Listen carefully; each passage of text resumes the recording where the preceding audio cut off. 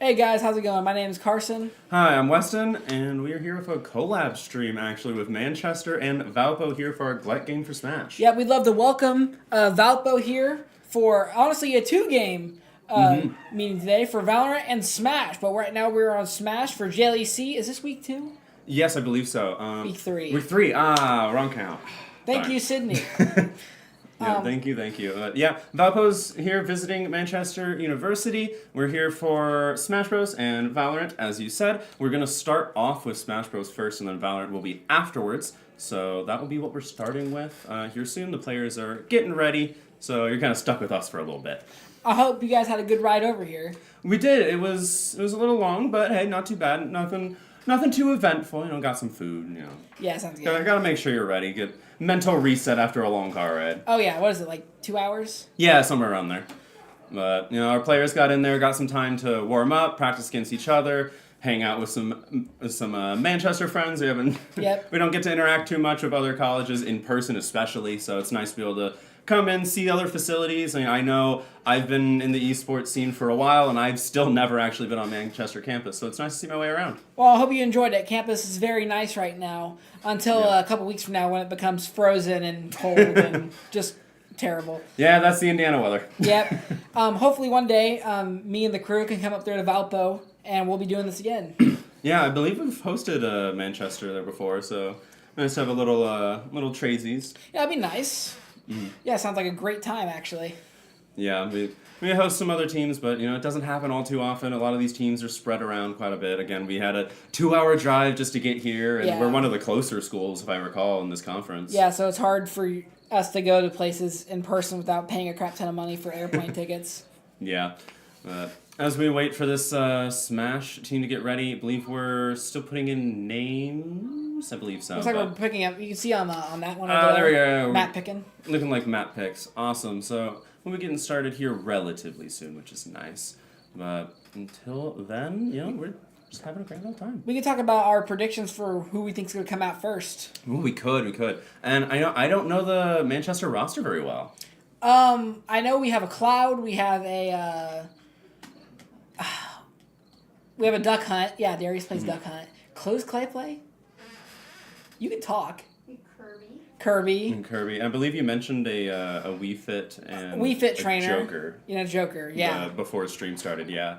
Valpo's rocking a pretty similar roster to last year. We have at least one new face, and then one face who's technically not new, but wasn't here last year because he was actually studying abroad. Oh. So he has now returned to us. He is back. So we have him rocking with the Roy and secondarying Sephiroth. I don't think we're going to see that today, though. Oh, that'd be cool. Hey, you never know. We got ourselves a Roy. What? We got ourselves a Falco who was playing some Luigi in warm-ups, which was fun. We got our little face cam down here to see our council players. We got a face cam. And also I see in chat Valpo's old GM. Hi, Henry. But it looks like we are getting into the first Kirby match versus here. Kirby. We're actually getting the Kirby Ditto. I didn't even get a chance to mention it. So Manchester's Kirby is the dark one, with Valpo's Kirby being the default skin. Starting off the group battle with a Ditto. Was not quite expecting the Ditto at the very start, but we're seeing a lot of very similar options across the side, both trying to zone each other out with those forward airs. Going to be seeing a lot of similar moves, of course. Yes. So. That's the thing with Dittos. You're often looking for very similar things, very similar starters. You have the exact same moves. You're going to be looking for the exact same things. Man, I can't wait for Kirby to take Kirby's neutral. I mean, technically spitting them out is the most damaging option you have there. So technically it is still optimal, and I love that. But we see Manchester's Kirby actually having a little bit of a percent lead here. Hopefully caught off the rapid jab. Not quite getting the punish, though. Is Valpo's Kirby.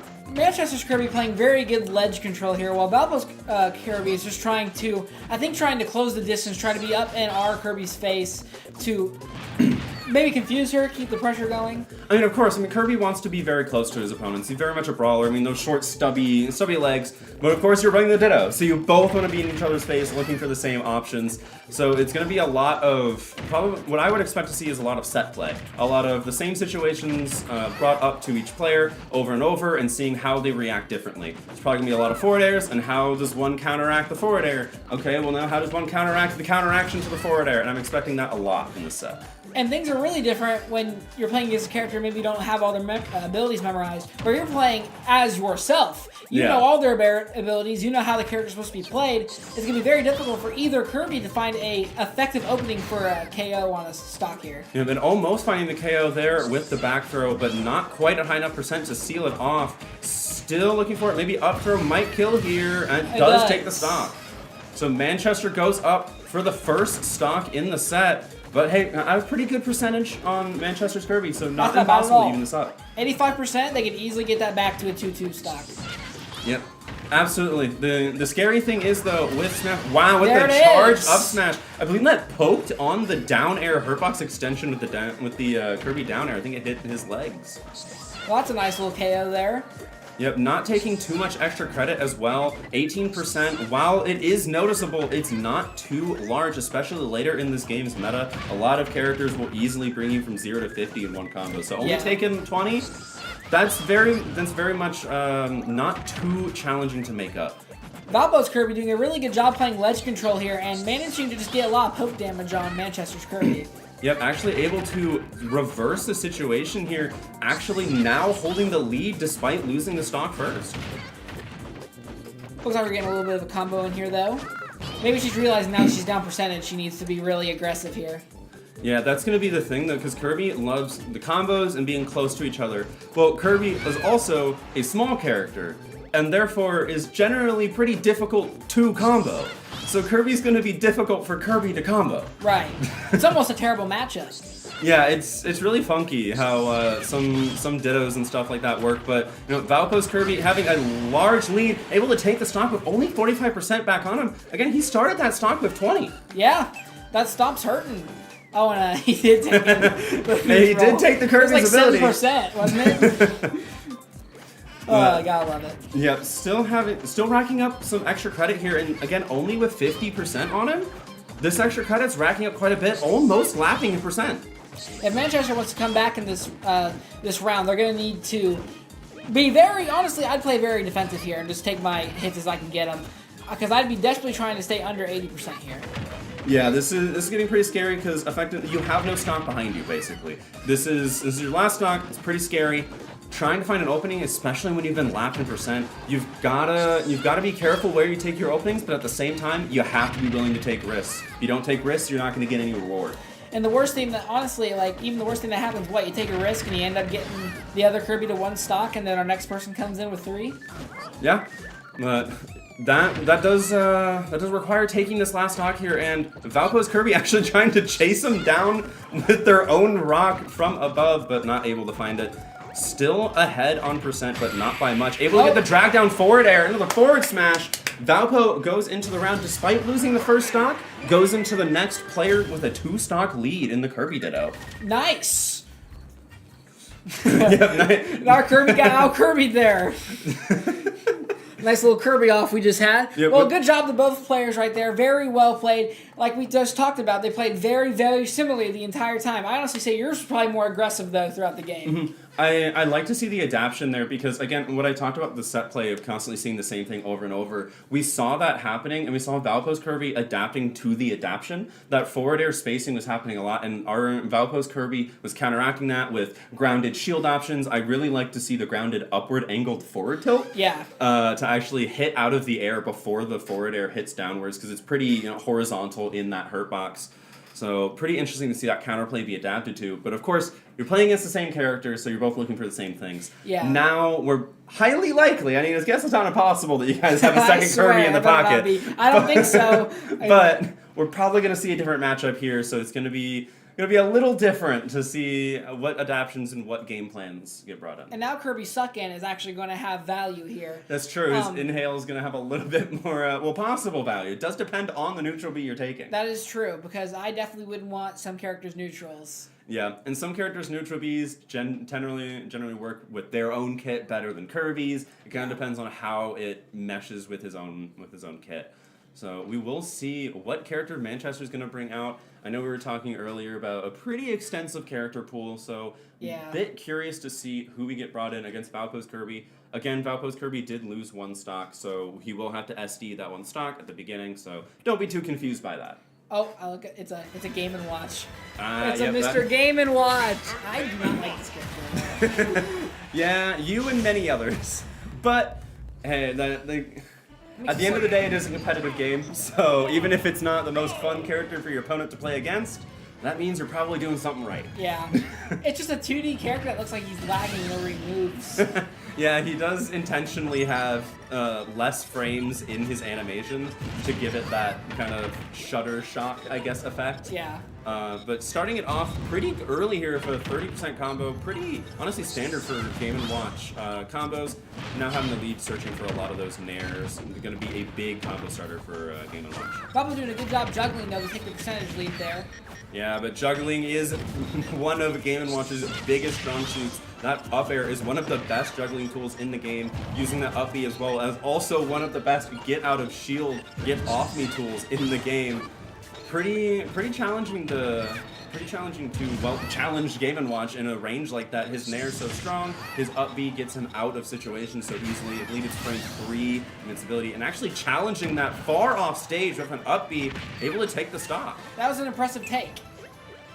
Yeah, that was an impressive take, going all the way out there. Oh, this is a regrab. Oh, not quite able to get the punish on the regrab, though. 100% here. Very likely that a good smash here would take Game & Watch off the map here. Yeah, absolutely. Game & Watch, a lighter character. Look at the drag down forward air back throw. Doesn't seem to be looking for a kill there. We saw a drag down forward smash. There it is. There's the forward smash going right under the nair hitbox. Yep, that's really good ledge control there, just predicting what your opponent's going to do. Because obviously you get those options right when you're on the ledge, what you're going to do there. And your Kirby was just completely ready for that decision-making process. Yeah, absolutely. We see a little bit of retaliation from Valpo's Kirby, getting a little bit of percent, but not quite enough to really get himself back into the game. But of course, he has already taken one stock. Generally, in a crew battle, taking one stock and taking your 3 stocks is your job. So he's already gotten a little bit of extra credit. Oh, does die first on his last stock, so doesn't actually steal the stock kill. I think he was going for he's definitely going for the stock there. Yeah, but sadly, with almost all of those interactions, the person doing the spike dies first. Yeah. There is a few exceptions, but in the vast majority, the person doing the spike dies first. And since Kirby didn't have another stock, the game ends before the Game & Watch stock is lost. So, technically, even though he was dead there, he was going to die if the game lasted a second longer, but it doesn't. So that counts as a stock kept. So Manchester only down 1 stock now. Yeah, that would have been. I really feel like that play would have been really good if he had done that on 2 stocks, because. Yeah. If he does that on 2 stocks, sure, he's at 1 stock, but he also takes away another stock from Manchester. Yeah, and absolutely. Then he's already done more than his job required. Again, we were talking about how taking 3 is your job. You take an extra one at the cost of one of yours. The concept of value. Yeah, absolutely. That trade goes up in stocks. Yeah. Quite literally. It's an important job. Like, sometimes your job isn't even just winning. It's getting the other guy lower. Exactly. And doing that would definitely lower Manchester's stock count. But, Manchester's stock count only looking 1 less, so it's not impossible here, but... Hey, I'm at least hoping for Valpo to take it home. Right. Obviously, I'm on Manchester's side, and I want the Game & Watch. Well, as much as I hate Game & Watch, I do want Manchester to be able to come back from this 1 stock disadvantage here. But honestly, I think it just depends on who your team brings out. I mean, there are a couple characters I'd use against Game & Watch. Yeah, there are a few. I mean, Valpo also rocking a pretty diverse character roster. I know we've got a Roy player, we've got a Falco, we've got a Little Mac, we've got quite a few characters in the pocket, with multiple of them having secondaries that at least I believe they consider to be strong enough to see. So we'll see what Valpo wants to bring out, and it looks to see, it's going to be one of our wider character roster options. Respect, though. Sonic was the first character I ever played in this game. Really? Yes. Interesting. He's a pretty weird one to pick up. So it's interesting that it was your first one. Do you have like personal ties with Sonic? Yeah, I recently bought a Switch. I started playing Sonic Frontiers on my Switch. Yeah. And so I just started like playing Sonic on here, and I really like his. I do like his neutral, and I also just like how fast he is. He rolls around and he gets a bunch of slams in. Yeah. But I gave up the Sonic life, and I'm now a proud Cloud main. Yeah, it's one of the best parts about Super Smash Bros. Having so many different IPs and characters. You can really play who you want, even if you're not at a competitive level. Of course, we're picking what character meshes best with our playstyle, what worry about the tier list, but you can also just play the character you like. Yeah. Sonic getting pressured here early. Yeah, speaking of characters we like, I don't like to see it Game & Watch having such a percent lead on the Valpo Sonic, but able to get some percent on his own, but gonna be able to see if he's able to take it. This Game & Watch is gonna be able to manage a lot of space. Those landing forward airs, those down smashes, even up smash and up B can help cover that space that Sonic covers, that he traverses so fast. It can be really challenging for Sonic to find those openings around Game & Watch, around those long, lingering hitboxes. That was a good forward smash, though. Yeah, I completely understand that pain on Sonic. It's so hard when Sonic doesn't have a lot of priority when it comes to like going through. He doesn't have any super armor, right? So getting a lot of these openings is very hard for characters like Sonic, and especially against Game & Watch, who has so much high damaging moves. It's gonna be very risky for Sonic to do anything really in his ball mode. Yeah, it's definitely not impossible though. Sonic being one of the best characters in the entire game. I believe on the most recent tier list he was placed second or third, behind of course the block man himself, Steve. Yeah. But I mean, he's up there for this main reason. He's able to rack up so much percent. Look at how hard it's been to hit this Sonic. This Sonic being able to live on 137% for so long. It's been so hard to just nail him down, be able to get a solid hit. In my opinion, the fastest character in the game, which is suiting considering it's Sonic. Yeah, I mean, it is fitting that he's the fastest character. That back throw not able to take the stock. You know what this looks like? This looks like rage farming. This is he's at max rage now. That back air actually able to kill. That rage might have mattered. Yeah. Still at 175, that's the thing. It's gonna be very hard to pin down the kill on this Sonic. Game & Watch, a character known for being able to rack up damage very quickly, but it can be hard for him to steal the kill if he doesn't get something like an edge guard or a down smash into forward smash. And Sonic, one of those characters that can avoid those options pretty solidly. The back air will take it though. Yep. Such a high percentage, though, literally anything would get you off. But that's what Sonic's good at. Sonic's good at dragging it out, and in that situation, imagine he didn't get thrown off. He could turn that 180% to maybe 190, and then he gets another one. Does he have a jump here, though? He does. That air dodge able to cover it. I mean, the percent's looking in the Game & Watch's favor, but again, last stock it was in Game & Watch's favor, and the Sonic still took the stock first. Obviously, the Game & Watch is lacking speed. I mean, we can see a couple times throughout this match, he's not able to catch the Sonic in anything. The only thing he's managed to catch him is that split second before ball hits when he's up there. Yeah, that's the thing. It's so difficult to catch Sonic. Game & Watch having a lot of aerial denial, well, that doesn't help if that area they're trying to cover is most of the stage with Sonic. It can cover quite a bit and able to pin him down with a rapid jab, but it's so hard to pin Sonic down with a actual solid hit, solid enough to kill, that this Game & Watch is kind of left racking up percents while doing a good job at that. At the end of the day, the percent's not what matters, it's the stock count. Exactly. And without being able to land an effective kill shot on the Sonic's going to be able to that will kill them. That will do. That'll do it. That's a good opening. But it's very hard to find that opening. That opening is 1 in 10. Yeah, absolutely. And having 75%, now 84 on the Game & Watch, racking it up more and more, it's going to be difficult for Manchester's Game & Watch to be able to come to bring this back. And honestly, it's like you said, right now we're even in stocks, and having that one stock advantage at the start really helps. Yeah, I mean, one of the scariest things in this game is Sonic with a lead. And in turn, another one of the scariest things is Game & Watch with a lead, but he thought he gone? He thought he had his jump. He didn't realize the back air took his jump. Oh, I feel that. I've done that 100 times. Yeah, he didn't realize the back air took his jump. I could see it. I could see the moment he pressed jump and realized he didn't have it. Yeah. That happens quite a bit, actually, in players. You kind of can see and recognize the spot where, oh, he didn't realize he didn't jump. It's a pretty difficult thing to recognize. There's there's this little white ring that shows up beneath your leg and beneath the character's feet when you use your double jump, but oftentimes when you're mid-combo, it's really hard to see that white circle through, you know, the hit effects and the smoke that comes off. It's going to be really difficult to tell if you've lost your jump or not. Yeah, it really is. And I mean, like, if you use your spring and you don't get back to the platform, it might as well be a stock. Yeah, your only saving grace is hoping your directional air dodge can cover that gap, which we have seen before, but wasn't quite far enough to cover that, especially after drifting far lower than intended. But a very good round. That was a very good round out of both players. Oh, absolutely. The Sonic did quite a lot of work. Again, took a lot of damage very early, but was able to keep that stock. And again, the stock is what matters, especially in a crew battle here. So it's that number at the top. It's that stock count that matters. Manchester is able to bring this back now, but Valpo at least has the counter pick, and we're not too far behind. Now, preferably for sportsmanship, right? I would love to see Game & Watch maybe lose this last stock and have a 3v3 stock here, like reset. Yeah. Just have like a really nice reset to even. Yeah. Make it feel like it's really just close in general, not Yep. no one's up by stock advantage. We'll see if we're able to get that, though. It depends on who Valpo's going to throw in here. Again, we've got a few characters going against Game & Watch, and of course you got...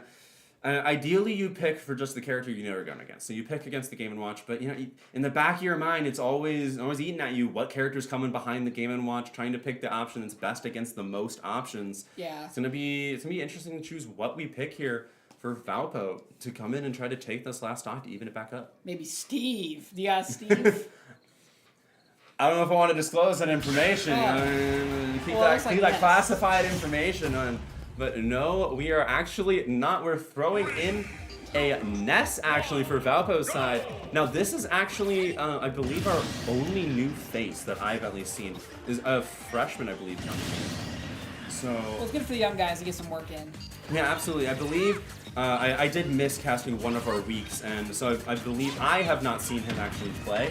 I cannot guarantee that we haven't seen him before, but it's at least my first time for me seeing him, so I'm quite excited to see it. Right. And this matchup is going to be quite interesting.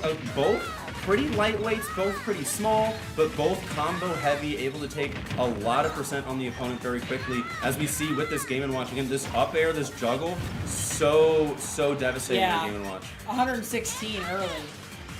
Oh, interesting. Not going to go for the recovery. I think he actually expected the bucket, not expecting the Game & Watch to just give it to him, was actually going a little too many layers deep.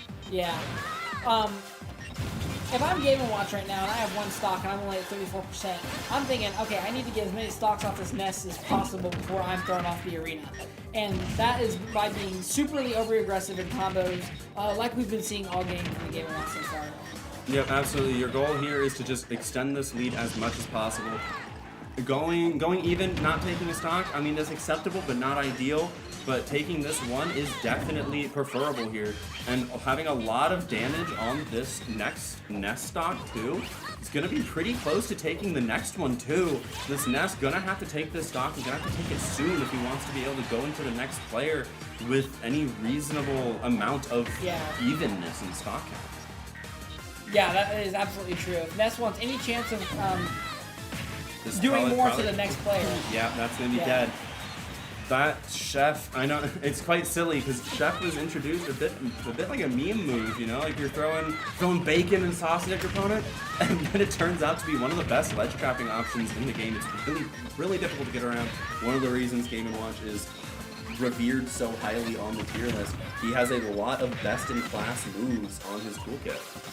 Yeah, I mean, I definitely see that throughout this match, and I mean, I've dealt with it. I mean, we haven't even seen the one where he charges up the number and he slams down. Yeah, Judge is also surprisingly scary, having a effectively 1 in 8 chance of just deleting the opponent at whatever percent. He can combo into Judge as well. So actually cutting through that Nest up smash, it being charged as well and still cutting through it is kind of wild. That priority there. This Game & Watch looking to just extend the stock, trying to hold on to his own as desperately as he can. run-up chair, get it. is able to take it, and getting the metal folding chair out, able to take the stock against Valpo. Manchester getting more and more of a lead after Valpo was actually starting with one. That was not what I expected from that round. I expected maybe us to get one stock off of that and then maybe to lose it, but Game & Watch was just so aggressive the entire match. Did not give Ness any sort of breathing room at all. Yeah, I think that Ness stock right at the beginning, accidentally being wrong. I think he was expecting the Game & Watch to drop down and bucket, so he was looking for an option around that, but didn't realize that Game & Watch wasn't. I think that really was a big shift in momentum there. We could see the Game & Watch's mentality kind of shift of, okay, I've already taken my stock. I can be a bit more risky. I can be a bit more free with the options I select and just try to take this one stock as far as we can go. And then unintentionally was not able to take the stock from Game & Watch.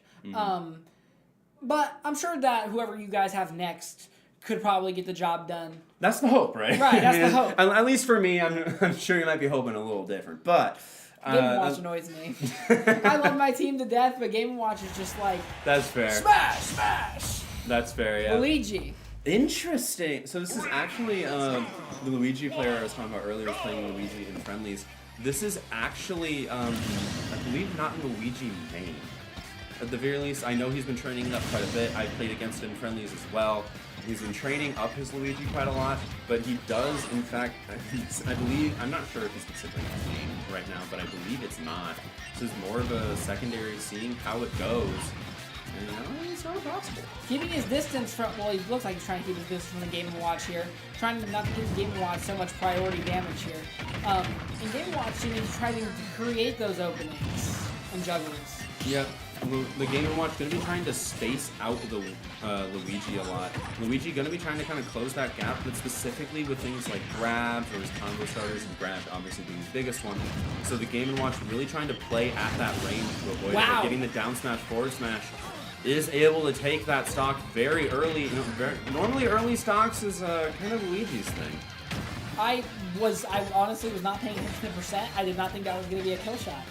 Yeah, no, Game & Watch down smash, forward smash, and kill at some really low percents. I mean, they're both smash attacks, both do pretty high damage, but Luigi wasn't really the parry. But again, Game & Watch's get off B tools, especially with that up B, is so difficult to work around, especially for a very tight combo character like Luigi. It can be really difficult to work around. Yeah, it really looks like that Luigi's struggling for this. He doesn't even have his way in.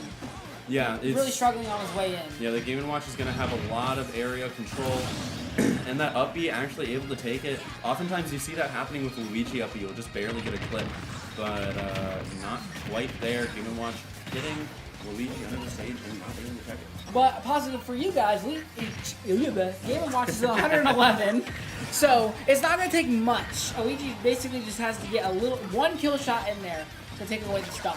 Obviously, from the Manchester point of view, Game & Watch is absolutely killing it right now. Yep. And is really trying to secure this last stock off the Valpo. Yeah, even if Trombone here is able to take the last Game & Watch stock, which it looks like he will be able to with that back throw, he's still got a long road ahead of him. He's now got to effectively 3-stock 2 different Manchester players if he wants to bring this home. Yeah.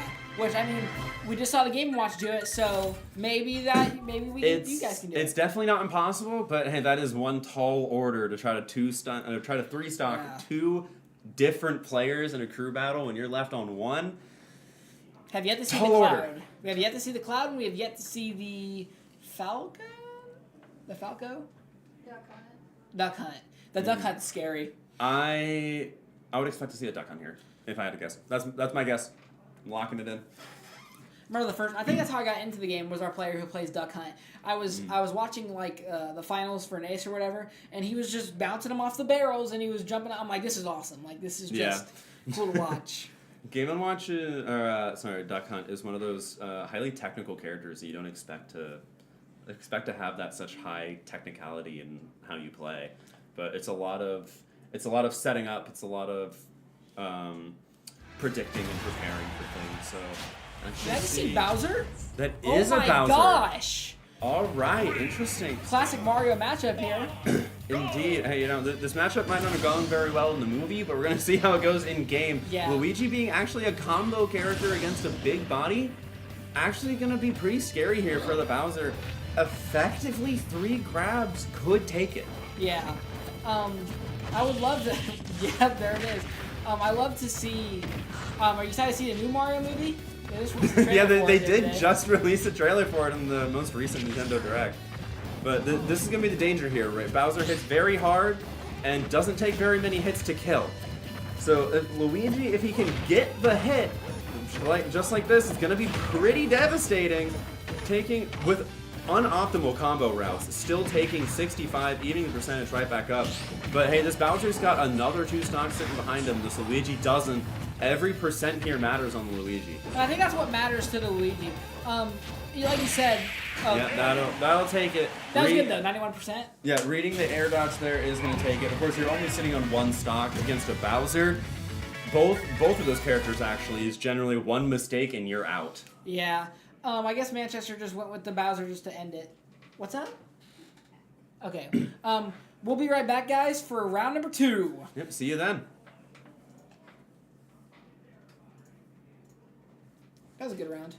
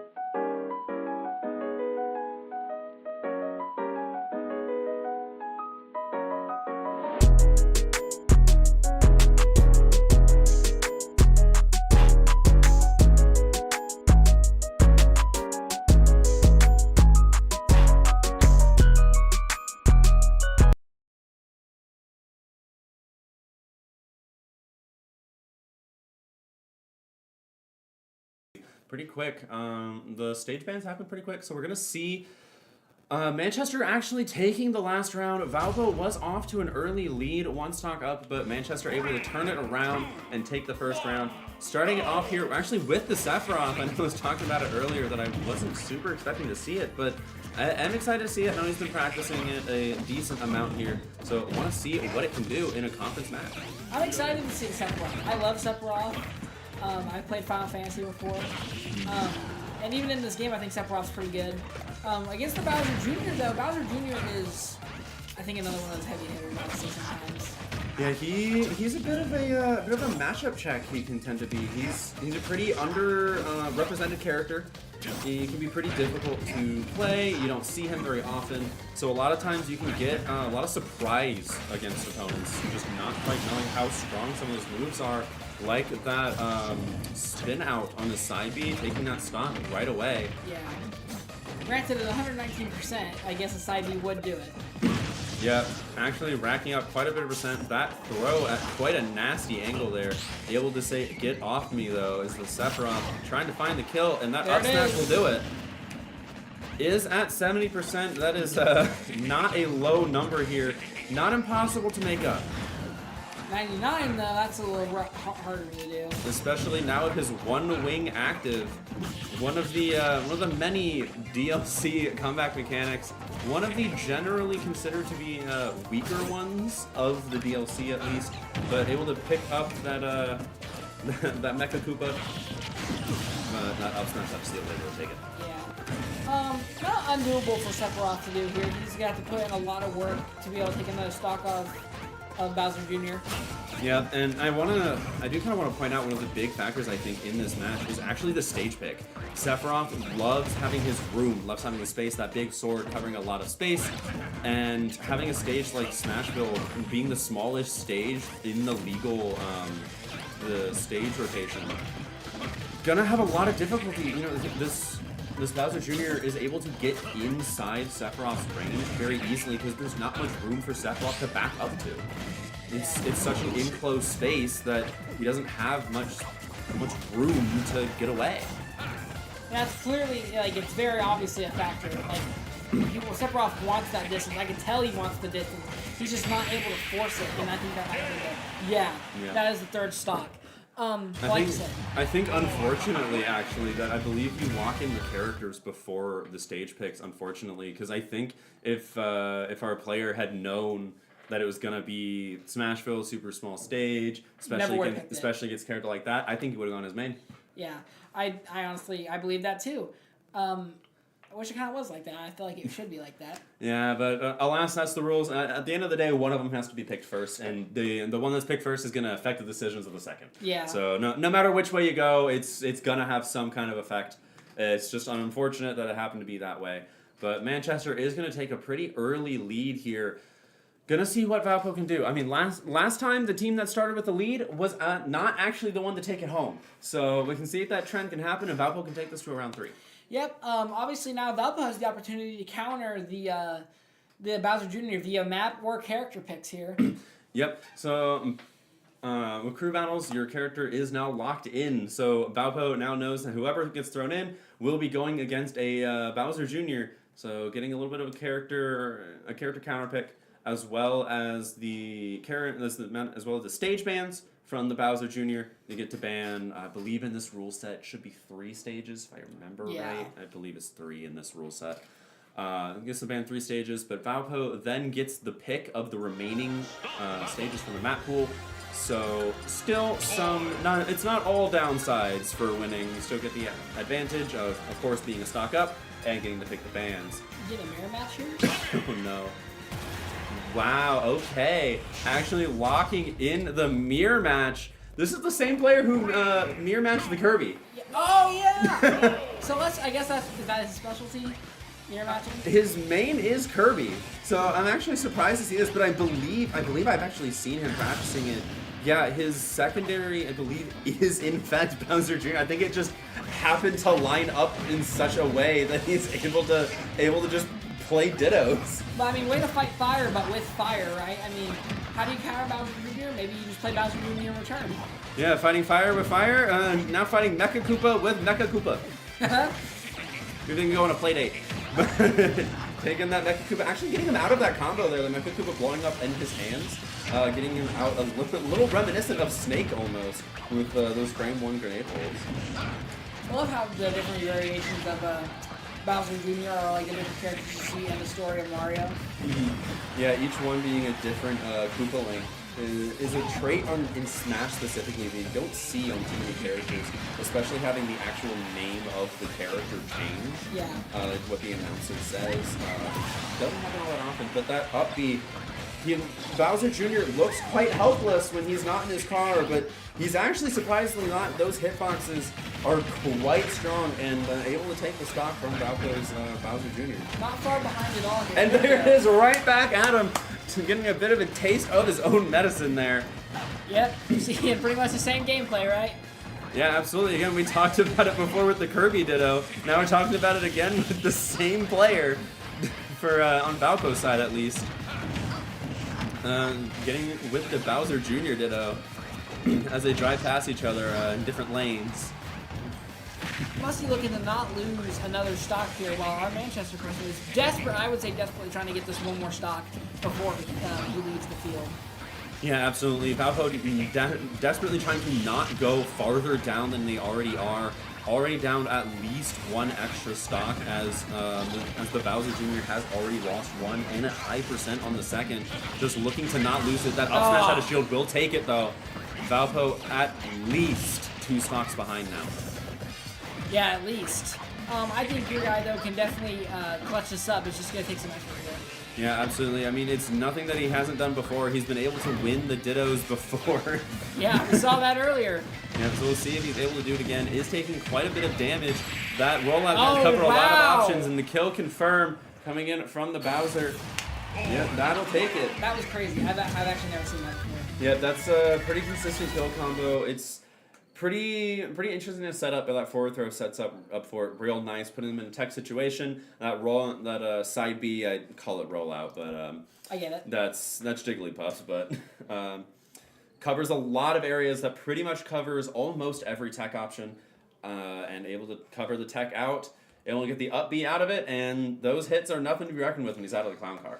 Yeah, you're absolutely right, and obviously the mirror match they're going way differently this time than did the last time with the Kirby matchup. Yep. And now I'm thinking, honestly, if I was Valpo, I'd be thinking, what do? I need to pick something that's guaranteed to not lose a stock and to get this Bowser Jr. out of here so I can move on to the next opponent. Yeah. Valpo at quite a deficit here now. We were looking to try to even it up, but not quite. Not quite able to even it up. Now actually going a little bit more of a deficit. Now you've got even more work stacked up against you. You got more of a mountain to climb. Not impossible to climb it, but you got to get going. But sometimes you got to lose to gain. So it could very well be this. That could have been the catalyst for what comes next for Valpo. Maybe Valpo comes out on something else and gets him immediately. Yeah, absolutely not impossible. I'm interested to see what they're going to do. I've seen a lot of secondaries come out, actually. I think from both sides, actually. From what I've been hearing from you, a lot of secondaries for both players have been coming out. So I'm interested to see. That just widens the character pool even more. Makes me really excited for what's next. Yeah, it makes me really excited. It makes me really curious to see what I'm going to see next, because a lot of these characters I'm not expecting from our own team. What I'm hoping to see from Valpo, honestly, if I wanted to see a character, I'm a huge Sonic fan, so I don't mind seeing Sonic against it. Yeah. Although I probably wouldn't play Sonic against that. I actually think Bowser Jr. As one of the quote-unquote mid-tier, underrepresented characters, I think Sonic is one of his most relevant positive matchups. That Mecha Koopa covering a lot of space on the grounded options, that side B doing the same thing as well. Oh my god, I spoke it into existence. You did speak it into existence, and I was just speaking about how it's not super favorable. Oh no! But we're going to see how it does. Let him cook. You know, it's definitely not impossible. I believe on one of Sonic's spin moves, I believe it's the down B. I may be wrong on that, but he does at least get some iframes on startup. We're gonna see how the Sonic does. I don't expect this to be a favorable matchup, but that does not mean it's unwinnable. Of course, the matchups, while important, are not match-defying in most cases. Able to just barely get the percent lead, but you're going to need more than the percent lead here. It's a good start. It's a good start from the Sonic player. Especially when you talk about this being an unfavorable matchup, it's nice to see the Sonic being able to hold his own against Bowser Jr., as well as Bowser Jr. being kind of put back into a corner after going through a couple stocks or whatever. Absolutely. I mean, again, the reason why I was saying this might be an unfavorable matchup is that Mecha Koopa and Saibie are going to cover a lot of grounded options, but Valpo Sonic working around them quite well. You see him picking up the Mecha Koopa, jumping over it and doing his spin dash options while aerial, doing other options in that Cannonball almost taking the stock. I don't know if he has his jump. Doesn't matter anymore as he doesn't have the stock. Valpo now at even more of a stock deficit here. It's really important that Valpo gets this stock right here. Yeah, this next stock, you really need this stock. You need to not go down any farther. Almost stealing it out here. This is going to be a good ledge trapping opportunity, but not able to get it as the Bowser Jr. fights his way through the grass. It's so satisfying when you hit someone with a spring. Yeah, he does just pull out the spring hammer and bonks. I literally say boing every single time. Yeah, that up smash not quite able to take it. The next one should, if the Sonic can get one more solid hit, actually choosing to roll in, getting past the rollout there. Alright, good ledge control here maybe. Spring it. Oh, I was expecting to spring that. Yeah, not quite able to, but oh, this is quite dangerous here. Valpo really wants to not lose the stock, but a lot of these options are going to start killing. That Saibie rollout is such a strong hitbox, taking the stock of Valpo's. Such high percent with the Bowser Jr., but able to take the stock either way. Sonic doesn't have a lot of kill moves. Yeah, he's got to find his kill options. They aren't too plentiful, but they are potent. So he can find one. He just needs one to really get something going. Okay, the bomb hitting Bowser Jr. there. Yeah, actually working in favor for the Sonic. Oh, no way, 70? Not quite. Okay. Not quite, but almost. Those hits are so strong. I would have been a little upset. That won't kill, but it does reset the situation here. Cool. Oh, wow. Yep. The forward smash clipping him out of the homing attack just for 1 second. Able to actually interrupt the hitbox. Didn't get hit by the homing attack. Able to have enough time to get an up smash out afterwards. That's really unfortunate. Yeah. I was really hoping to see, like, obviously as a Manchester fan, I want Manchester to win at the end of the day. Of course. But as I was really hoping to see maybe more Manchester characters come out. Obviously, we still have a chance to get rid of that and see more people come up.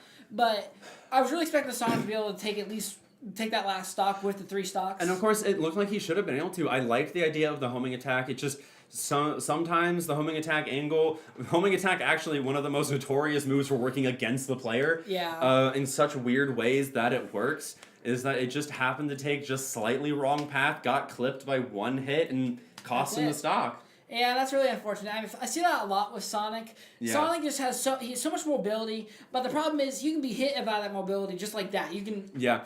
He's a very difficult character to play because of that. A lot of times, the games go long. You need the mental fortitude. You need the control over just how fast you're moving. So it can be pretty difficult. And one slip up was able to take the stock. Falco. Valpo down to their last player here. We see the previous Luigi player rocking out with the main. Wants to try to take this home. Wants to get the best chances possible of going to a round 3. It's not looking too bright. The doors are closing, but it's not possible to kick them back open. Like Indiana Jones might go slide under that door there. Yeah, absolutely. Although Falco does prefer the air, so I'm not sure how that analogy works there. But able to get quite a big combo, 55%, looking for the kill. I mean, sometimes you gotta take those risks. You're down this far, you gotta be willing to take some risks. I mean, high risk, but high reward. I like this matchup way better against the Bowser Jr. Yeah, I think this is gonna fare a little bit better. That laser able to cover from those side Bs a lot better. You can already see it snuffing out some options, but finding their way in, getting some damage racked up. You gotta take this stock. Yeah, it's very important that you do not lose a stock here.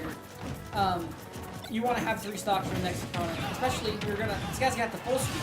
Oh, no! And 96. Yeah, that upbeat into an aerial is devastating. Those aerials, again, Bowser Jr. looks so helpless when he's out of his bounce car. It looks so enticing to go and try to hit him, but he's actually really strong with those hits. Very strong single hit moves. It's so difficult to judge. A lot of the times when you see characters in animations like that, they're oftentimes in free fall. Yeah. But Bowser Jr.'s up B, while it doesn't give him options, it doesn't give him the same options as his normal moveset, he's not helpless. Yeah. Now it is so very important that at 116% here, Valpo can get this final hit. And it's going to be difficult. I mean, he's not giving him much an opening, but one up smash, maybe even one throw at this point can do it. But the problem is there's so much pressure on the Falco that it's almost impossible to find the opening. Yeah, just needs one. That back air will do it. Did take a stock. Did cost a stock. Not over. It's not over. Not over. It is not over till it's over, but this is a very tall mountain to climb. But hey, I mean, he prefers the air. He jumps quite high. He's got his own jet. I make some history here today. Yeah, you know, it's definitely not impossible. It's gonna be difficult. We're gonna see how he does it. Gonna have to take some risks. Gonna have to make some crazy plays, but it's not undoable. We're here to watch some Smash. So if we get a round 3, I'm not against that. Yeah, Let's watch absolutely. some Smash. I mean, that's what Valpo's hoping for. Round 3, reset it. Still be in the running to take this game home. Yeah. Obviously, as a Smash Bros. Fan, if we win right here, that's whatever. But I'm here to watch some Smash, and I would not be disappointed to see more Smash today. Yeah, absolutely. So I'm hearing is we go a little.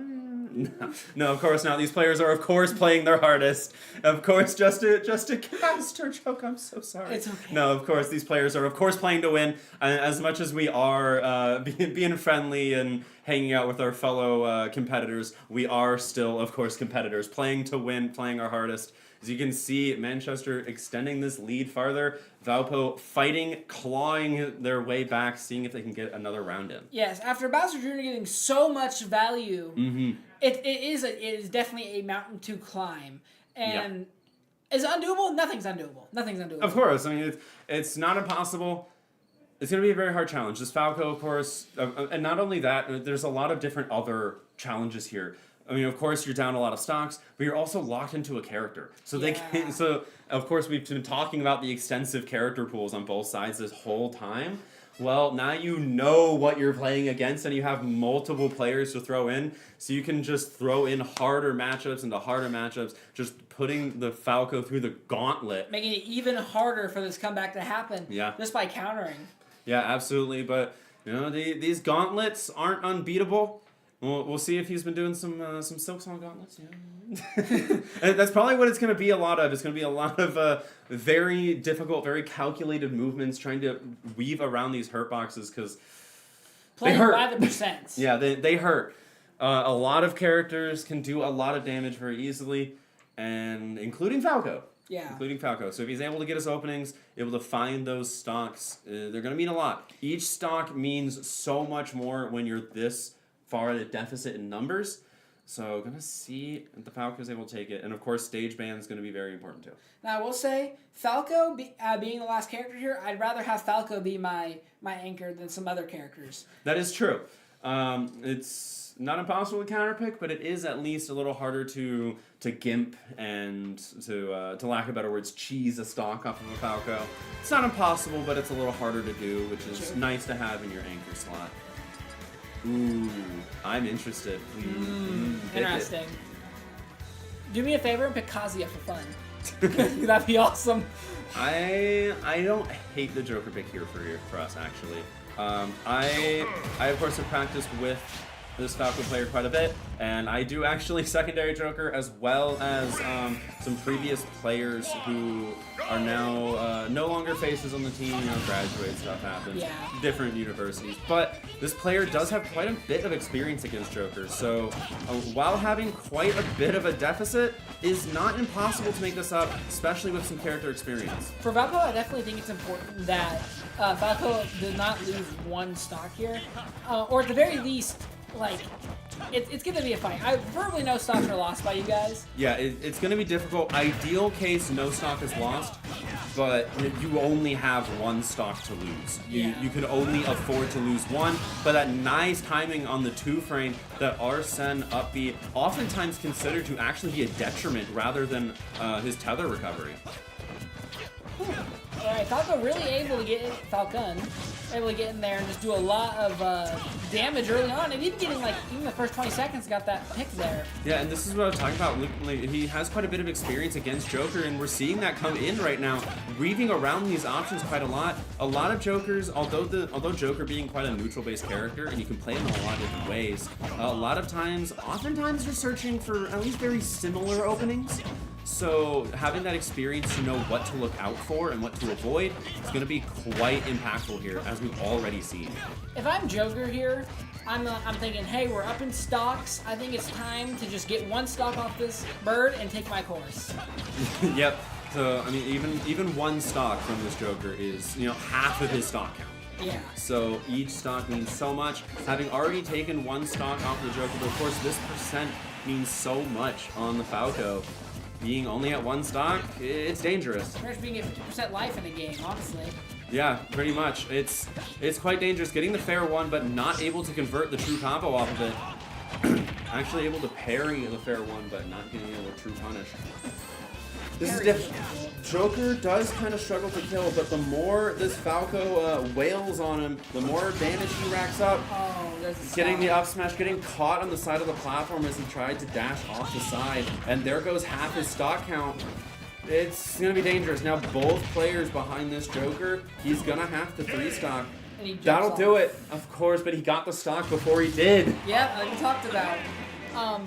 So now basically, I don't know who we send in here, but I'm sure we'll send in someone, maybe just hard counter and get the last stock. In your case scenario, maybe he doesn't get the stock. Maybe you just full sweep from here. I mean, at the end of the day, he's only got one stock left. At the end of the day. This is the ride or die. This is the swan song here. Yeah. If this goes all the way to the end and gets to a round 3, it's gonna be one heck of a story. If it doesn't, oh well, it's kind of expected. Yeah. So at the very least, at this point, you can't get much lower. The stock count, if it goes any lower, well, you're done. Yeah. So it's gonna be rough. It's gonna be a hard thing for you guys to do. Is it impossible? Absolutely not. But it is definitely one of the harder things I've seen. This is gonna come into a little bit of mental fortitude here. I mean, of course, like you just fought through 3 stocks of a player with only losing 1, but at that same time, that 1 was half of your stock count. Yeah. So you're gonna have a lot of mental fortitude. Of course, this is your round 2. This is the last stock of the entire match, possibly. You got a lot riding on it. That's a lot of pressure. That's a lot of mental fatigue while you're trying to play against multiple different players, multiple different characters. On different maps. Yeah, different maps. All just to get the chance to play again. This isn't even for the win, so it's just for the chance to play again. Gonna be bringing in a little bit of a competitor mindset. If I was him, I'm locking in. Like I'm tunnel visioning on the screen. I'm blocking all that out, and it's time to just lock in. And honestly, maybe play a little bit on the defensive end. Maybe keep my distance from some characters like Game & Watch, maybe, or maybe even Cloud to keep my distance from those characters. And I try so hard just to peck at their percentage and get those stocks out of there, because you guys need to get those stocks. Yeah, these stocks are so important here. Of course, only having 1 left to play with is quite the deficit, but it looks like we've got it. The character locked in. Cloud. We're going to be seeing the Cloud coming out. This Falco down to last stock. Gonna have to 3-stock 2 players to try and go to a round 3. Will he be able to do it? Well, it's about time to find out. Yeah, let's see it. Let's see it here. Dropping down with the laser. Not gonna get it, but that forward air gonna be getting quite a bit of percentage. This is dangerous. All this percentage is effectively permanent here. Yeah. And losing advantage this early is devastating here. Gonna see if you can rack it back up. Cloud, not an impossible character to edgeguard. Of course, the old meme, the old joke of just edgeguard Cloud is easier said than done, but that doesn't mean it's impossible. Has to be so careful here, though. Cloud has his limit break ability online, and at 140%, that's a death. Yeah, but able to knock the limit break out of him and spot dodging the up smash. These kill moves are so scary. It's now getting to the point where the Cloud can kind of just start to throw out kill options more and more frivolously. He has the stocks to work with. He can take these risks. The Falco can't afford to, but hey, that's 1 stock down. 1 stock. Oh, 142 though. Ooh, not quite able to find. It's gonna be a fight. It's not over yet. Just barely off the stage. Oh, We'll take it. Able to catch the side B. Sybe not snapping ledge, trying to go a little high, taking that risk, trying to get the combo, but of course, you're down that far deficit, you gotta take some risk going for the ward. Manchester is gonna take it with 2-0 in the round count. We saw some pretty good Smash fights today. Yeah, absolutely. We saw some great plays. Saw Valpo start off with a lead, but not quite able to keep it up. Manchester swinging back and able to take it in 2 rounds. Well, it's been a pleasure casting with you. Yeah, it's been an absolute pleasure. And tune back in later tonight. We got Valorant playing after this. I'm not sure how much time deficit. Do you happen to know? I'm not quite sure, but later tonight there will be Valorant again, Valpo against Manchester in-house, so make sure you guys keep an ear out for that and tune on in. We'll see you then. Yep.